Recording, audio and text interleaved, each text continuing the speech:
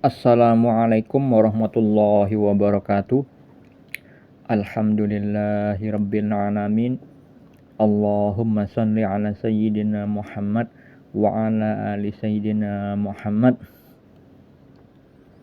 Saya bagikan lagi kisah nyata mimpi yang saya alami. Saya pernah bermimpi minum air susu, warnanya putih.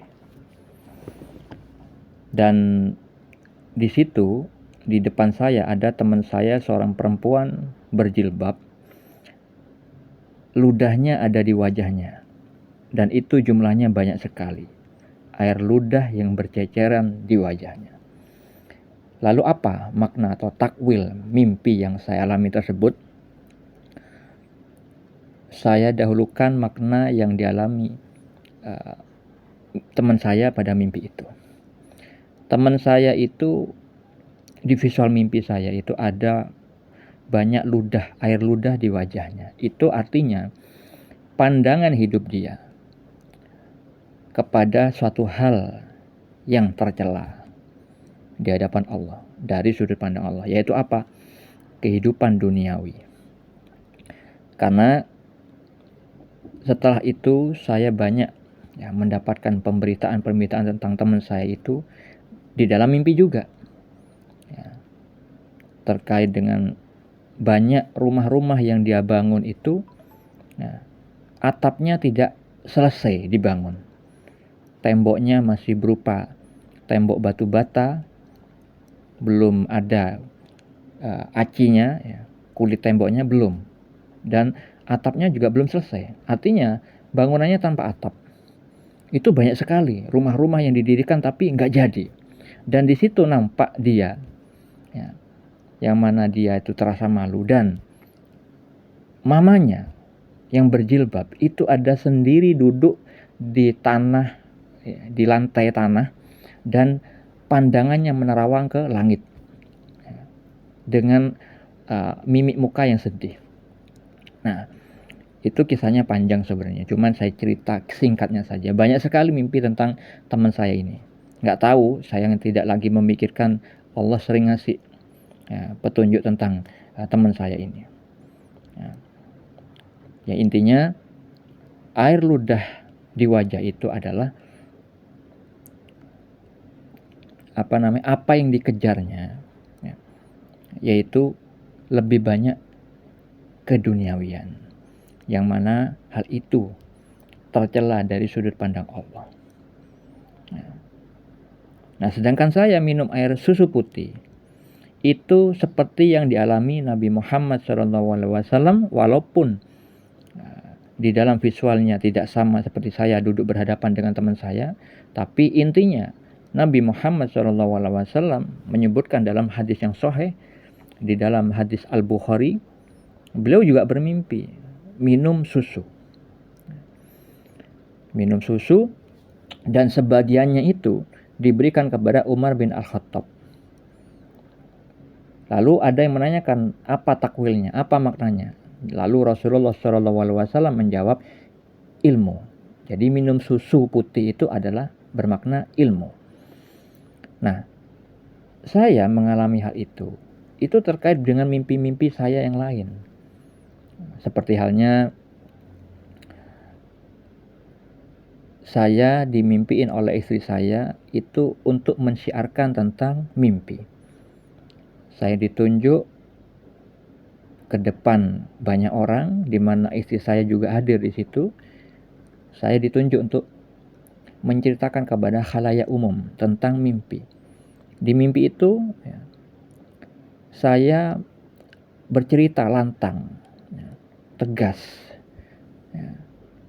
yang beberapa kalimat yang muncul di dalam mimpi itu menurut cerita dari istri saya mengatakan di dalam mimpi itu saya bermimpi petunjuk dari Allah bla bla bla bla. Lalu terjadilah visual yang panjang yang mungkin insya Allah diceritakan lain hari. Lalu di mimpi yang lain istri saya juga bermimpi tentang saya didatangi orang untuk menanyakan perihal mimpi. Dan mimpi lagi istri saya, ada orang yang menanyakan kepada saya tentang ma'rifat. Ma'rifatullah itu adalah ilmu tentang Allah. Begitu juga mimpi minum air susu itu yang dimaksud Nabi, mimpi maknanya ilmu itu maksudnya ilmu tentang ketuhanan. Ya. Dengan bahasa ma'rifatullah itu paling pada hakikatnya sama. Ma'rifatullah itu artinya ilmu mengenal Allah. Ya. Sedangkan Nabi mengatakan di situ ilmu. Ya. Tentunya Nabi itu diberikan oleh Allah tentang ilmu ketuhanan, tentang keruhanian. Beliau tidak mempunyai ilmu tentang keduniawian, sebagaimana beliau bersabda di dalam hadis yang sahih, kalau kita, ya, orang-orang pada umumnya itu yang lebih mengerti tentang ilmu keduniawian, sedangkan beliau tidak. Nah, maka hal ini membawakan hikmah bagi kita bahwa Allah itu, ya, terkadang memberikan pengajaran kepada kita tentang suatu ilmu, ya. Seperti halnya Nabi juga bersabda di dalam hadis Sahih Al-Bukhari ketika bermimpi tentang bersiwak, itu ada pengajaran dari Allah berupa adab mendahulukan orang tua daripada yang muda. Itu pengajaran dari Allah melalui mimpi. Begitu juga Allah terkadang memberikan informasi tentang takdir yang akan terjadi melalui mimpi. Sebagaimana Anda bisa baca di dalam surat Yusuf pada ayat 4 yang dialami Nabi Yusuf alaihissalam, yang takwilnya atau maknanya bisa dibaca pada ayat 100. Mimpi tentang takdir juga disebutkan di dalam surat Yusuf ayat 36, yang takwilnya atau maknanya terdapat pada ayat 41. Mimpi takdir juga ada di dalam surat Yusuf ayat 43, yang takwilnya atau maknanya bisa dibaca pada ayat 47 sampai 49. Di dalam surat Al-Fat ayat 27 itu juga tentang takdir. Nabi Muhammad SAW ketika akan memasuki Masjidil Haram dengan aman, itu Allah memberitakan melalui mimpi, dan itu Allah membuktikan pasti terjadi.